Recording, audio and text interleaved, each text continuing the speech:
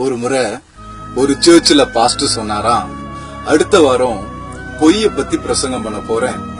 அடுத்த வாரம் எல்லாரும் வரும்போது மார்க் எழுதின சுவிசேஷம் 17வது அதிகாரத்தை மறக்காம படிச்சுட்டு வாங்கன்னு சொன்னாராம். அதே மாதிரி அடுத்த வாரம் எல்லாரும் சர்ச்சுக்கு வந்ததுக்கு அப்புறம் மெசேஜுக்கு முன்னாடி அந்த பாஸ்டர் கேட்டாராம், போன வாரம் நான் சொன்னேன்னு எத்தனை பேர் மார்க் எழுதின சுவிசேஷம் 17வது அதிகாரம் படிச்சுட்டு வந்திருக்கீங்க, கை தூக்குங்கன்னு சொன்னாராம். அப்போ அந்த சர்ச்சில் இருந்த 95% பேர் நாங்க படிச்சோன்னு கை தூக்குனாங்களாம். அப்போ அந்த பாஸ்டர் சொன்னாரா, மார்க் சுவிசேஷத்துல மொத்தமே 16 அதிகாரம் தான் இருக்கு, 17வது அதிகாரம் ஒண்ணு கிடையவே கிடையாது, இப்ப மெசேஜுக்குள்ள போலாமான்னு சொன்னாராம். ஒருவேளை இது நமக்கு ஒரு காமெடியா இருந்தாலும் இன்னைக்கு நம்ம யோசித்து பார்க்கலாம்.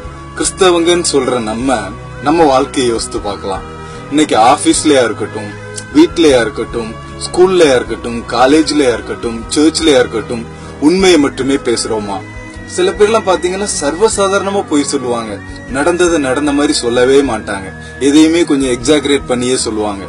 ஆனா பொய்ய பத்தி வேதம் என்ன சொல்லுது தெரியுமா? பொய் பேசுகிறவன் நாசமடைவான்.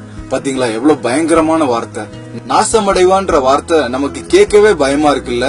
சின்ன பொய்யோ பெரிய பொய்யோ, பொய் பாவம் தாங்க.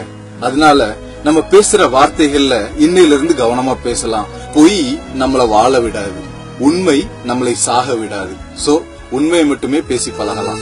மறவாதே நீ